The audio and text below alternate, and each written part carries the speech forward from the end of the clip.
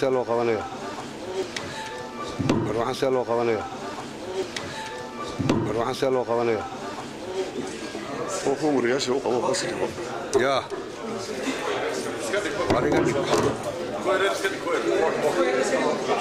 روح أنا نقرن معي كنا فاضي يا روح وحن كلي قد واري قد يا بالا وش غني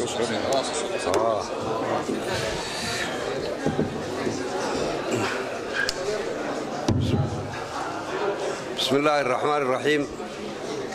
الحمد لله والصلاة والسلام على أشرف الأنبياء والمرسلين سيدنا محمد صلى الله عليه وسلم أما بعد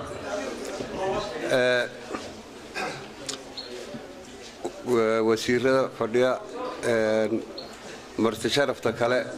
دمانتين السلام عليكم ورحمة الله وبركاته انت أمر كان راه أنا كل رتي سيدي وزير محمد عبد الله واحد بدل نوع سوق في متر وزارة ما أنت له ريجي وواحد بدل نوع شيء هو بدل متر أرتو وحن دور كلمات ومبارك كورانية أرتو رتي وحن مهدنا وين سوى شيء يا مدحوينا جمهورية سوماليلاند مدن أحمد محمد محمود oo xilkan ee magacaabay mahadnaq way baan horta soo jeedinaya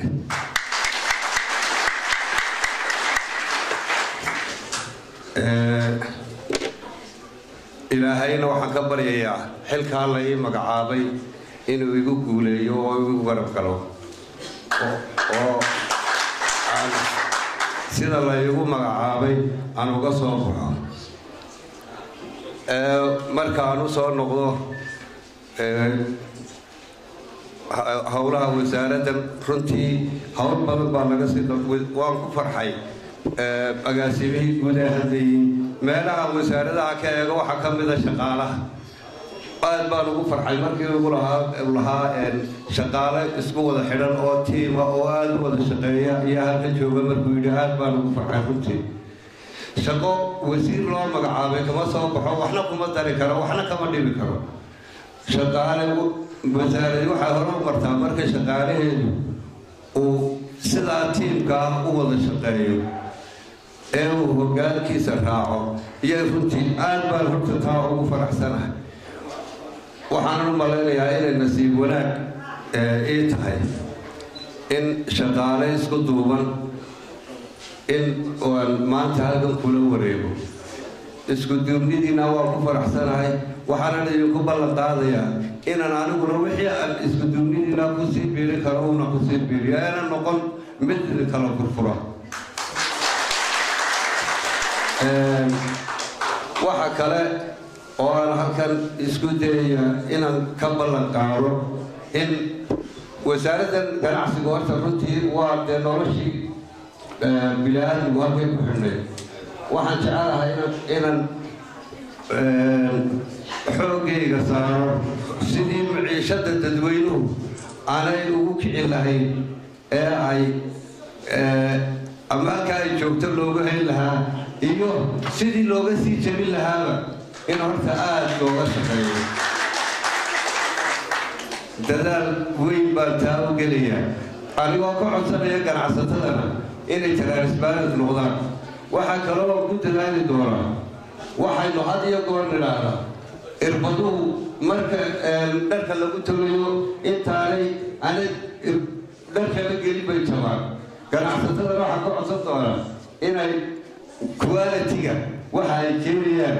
ay dadka u keenayaan in ay